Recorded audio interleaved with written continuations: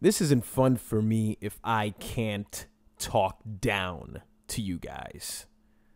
This isn't fun for me if I can't make it about the papers while talking down to you guys. Because I have to be behind the papers. This has to be factual as well. But it is also important that I talk down to you. Now, I will say that, Ed, I will get to you in a second. But if you take a look at the point totals in the season, it would appear that I have 1,035 points and you have 1,020. Well, if you're good at math at all, you would know that that's a 15-point difference. So, Ed, what I'm going to do right now is I'm going to put you on timeout for 15 minutes, and the stopwatch starts now. This is your Week 10 recap. What I want to do right now is I want to address three different teams. Three different teams going in different directions, if you could say. We have a team that is stagnant at the moment. We have a team that is tanking at the moment. And we have a team that is on the rise, surprisingly. Which one would you guys like to hear first? Would you like to hear the positive one, the semi one, or would you like to hear the terrible one? You know what? It's not your fucking choice. This is my fucking recap. And I'll go with the positive stuff first, and then we'll go deeper into the fucking negative. Paul has totally surprised me. Paul is the reason why I eat crow on a weekly basis. He's like Candyman. If I say his fucking name, he wins games. Paul has definitely turned his team around. Okay? Because over the last 5 weeks, Paul has 4 victories. He's now at 5-5. Okay, this all started out by his 132 performance against Joe. Then he followed it up by beating Orlando. He lost to Andy. Then he beat Hensel, and he beat Eric for Week 10. Very decisively, 89-55. I'll get to Eric in a minute. Paul's team is on the rise, and you know, he's getting great production out of Lamar Miller, who is the 4th-ranked running back right now in fantasy. Guys pulling in fucking ridiculous numbers. He's also getting production from Derek Carr, who's a 9th-ranked quarterback. LeGarrette Blount, who surprisingly, this would shock all of you to know that LeGarrette Blount is the 10th-ranked running back in fantasy. Jarvis Landry is the 11th-ranked wide receiver in fantasy. You know, not exactly delivering monster numbers, but always, you know, putting something positive in the point total. Delaney Walker just last week had a ridiculous game which puffed up his stats, but nonetheless, it's points for Paul. Paul's team is definitely on the rise, and you might be a bit surprised by my picks later on in the recap, but I'll get to that as well. Now, if we want to move into more deeper waters, we would address the commish. The commish has disappointed all of us, basically. And you can make an interesting claim about the commish's season. Now, the commish is normally a very upbeat gentleman. He doesn't go too much into the trash talk. As I said, the commish is somebody who you could consider a fantasy Taurus. But the commish has lost 4 out of his last 5 games. And you could argue that he was probably supposed to lose that other game that he won against Hensel, where Hensel, of course, didn't switch out.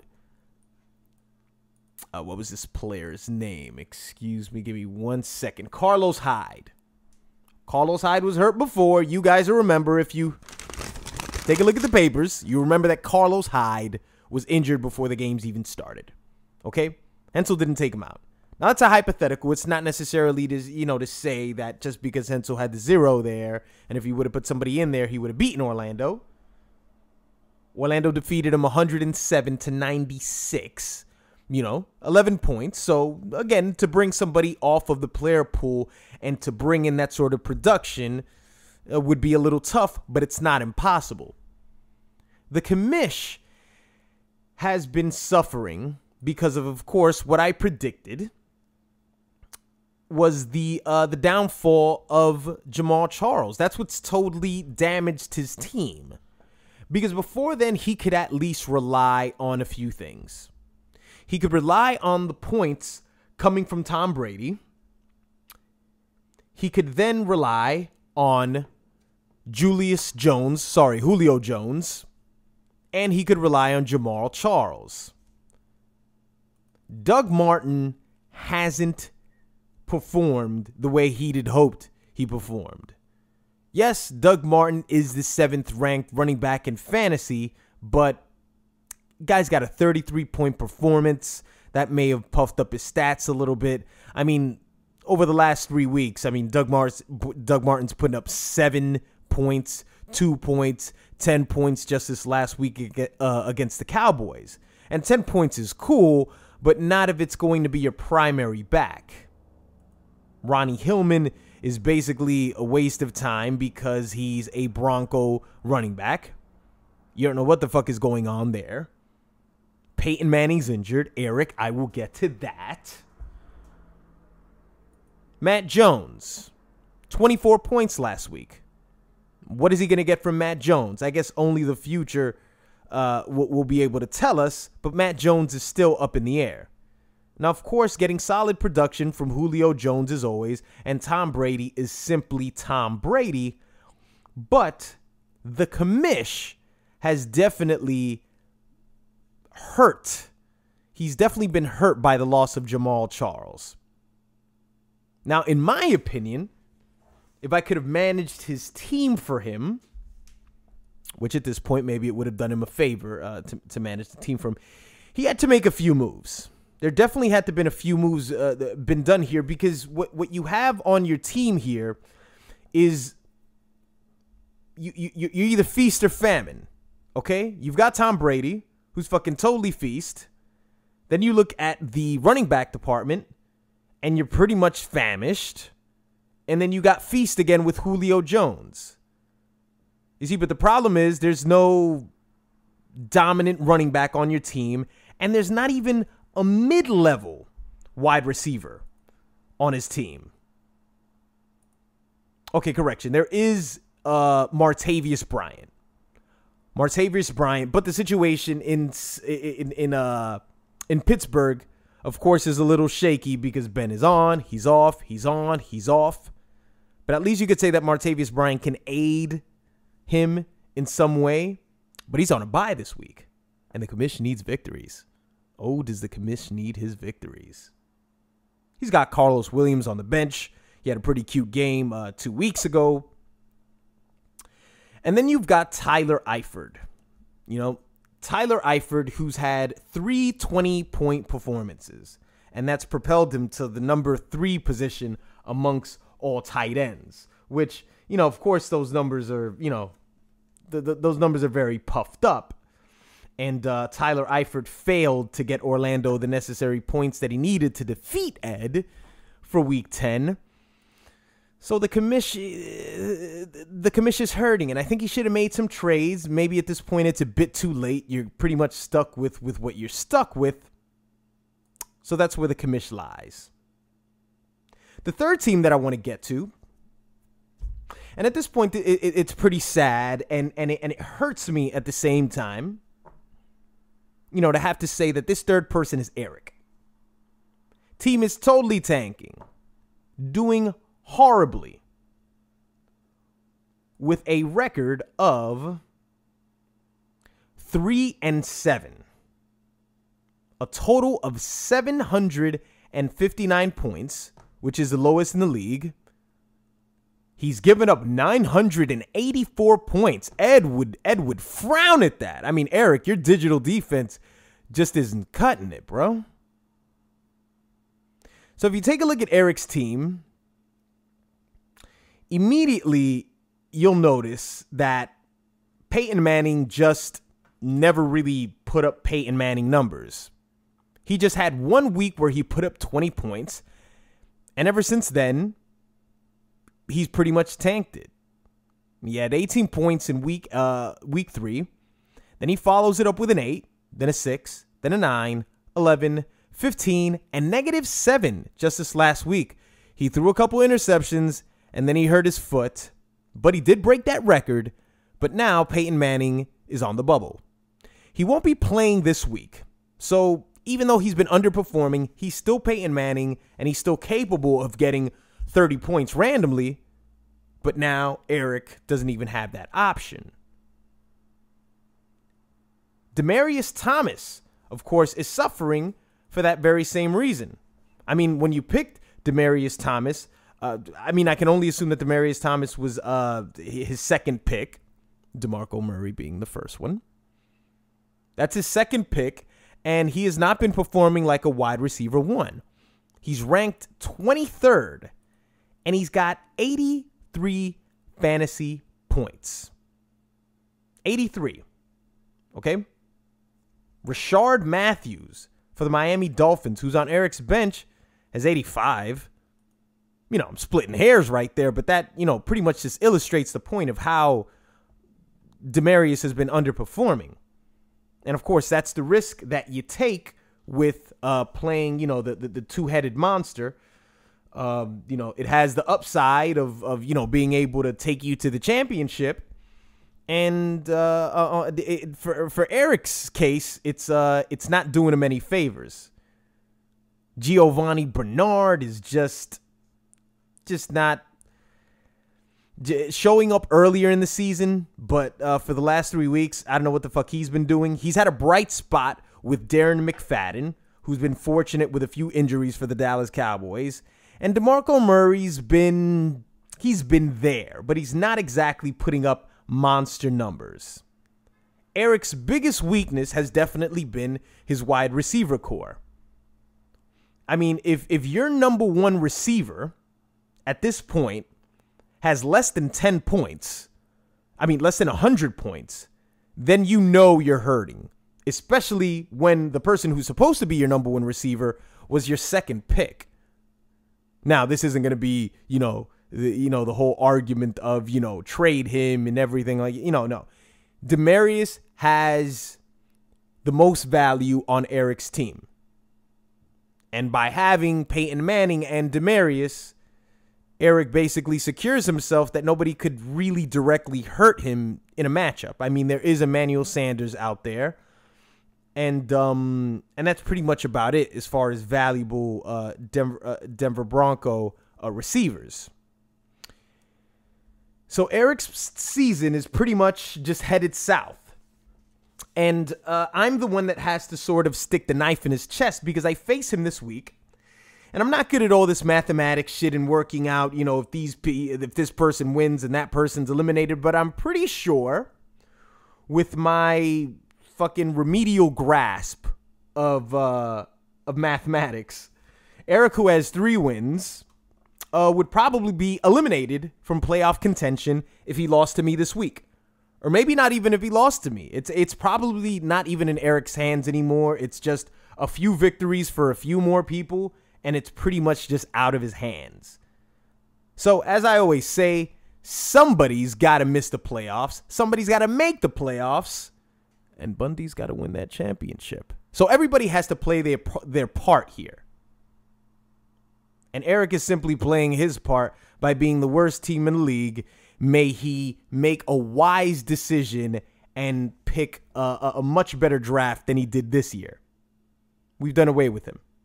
Get the fuck out of my face. The next item that I want to move on to, before I get to Ed, is Andy. Now, Andy didn't start Andy Dalton this week. He started Drew Brees. Only it didn't make a difference because Andy lost 108-75 to Joe. Andy's in a very unique situation that I don't think I've ever seen this, man. This is, if I've ever seen it, I just can't remember.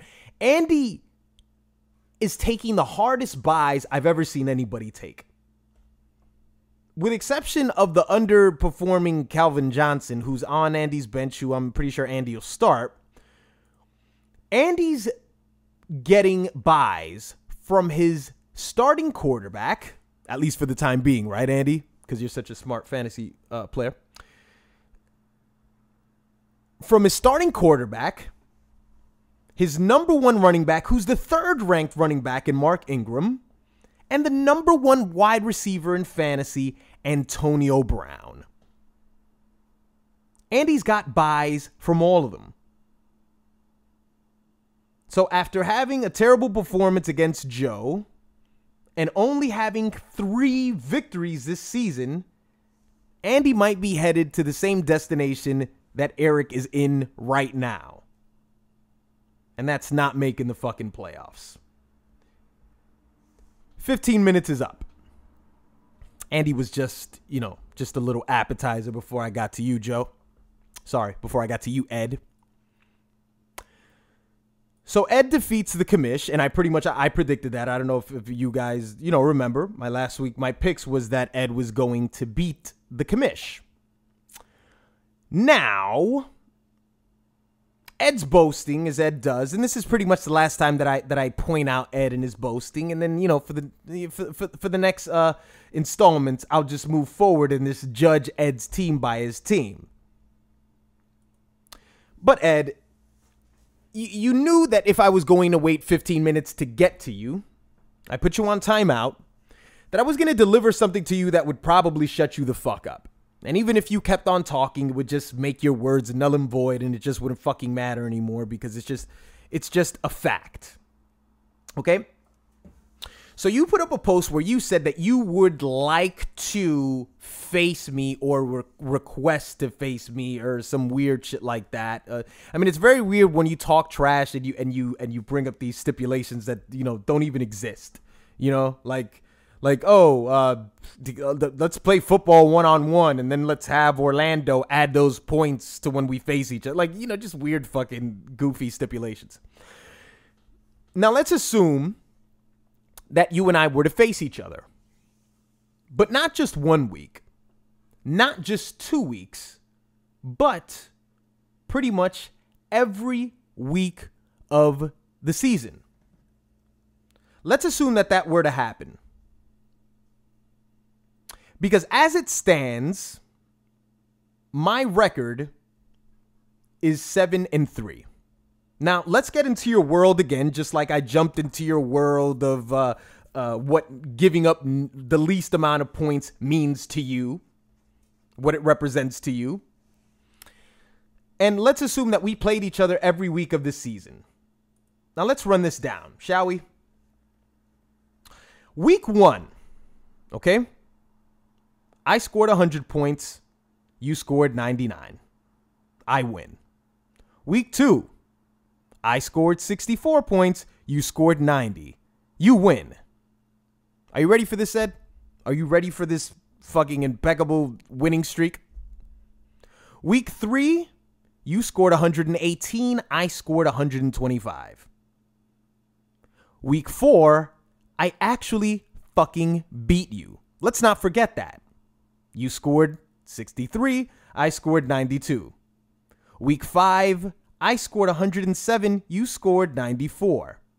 Week 6, I scored 120. And you scored 75. Week 7, I scored 130.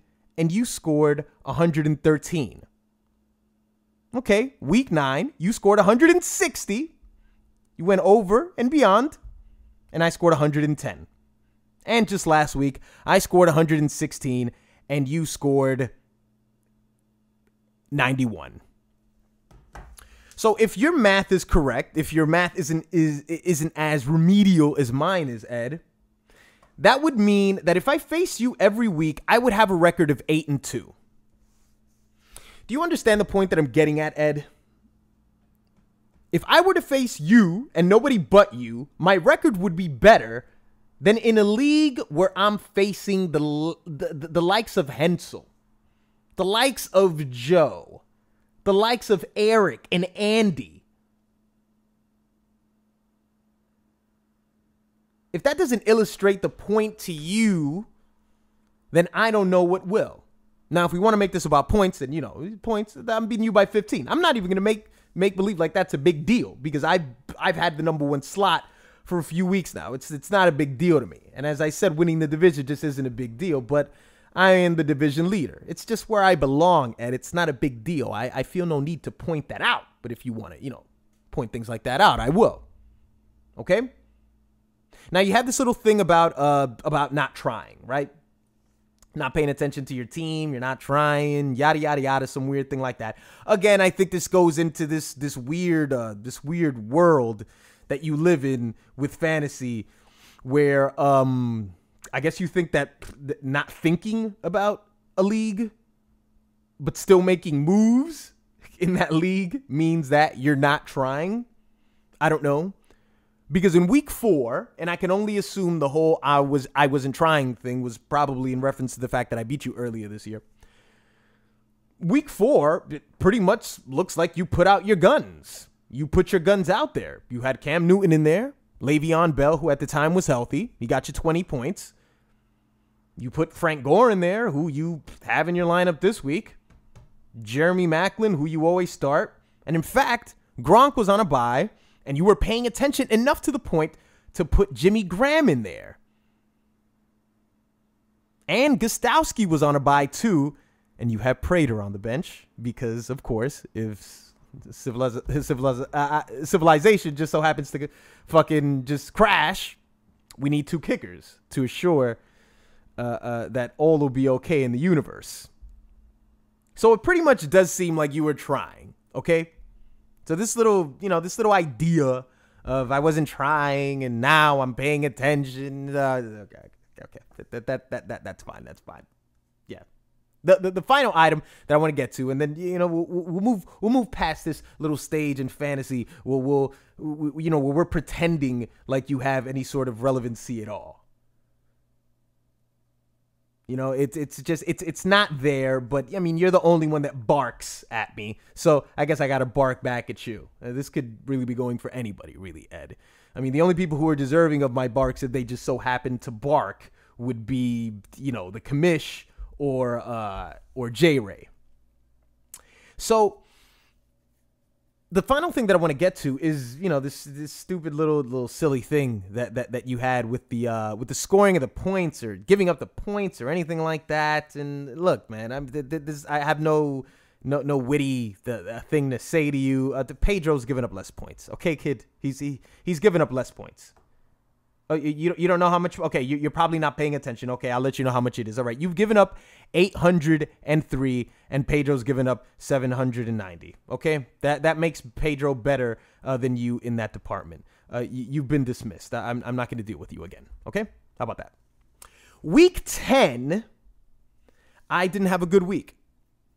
Ed, I thank you for being the only pick that actually came through for me. I went 1 for 3. I mean, 1 and 3.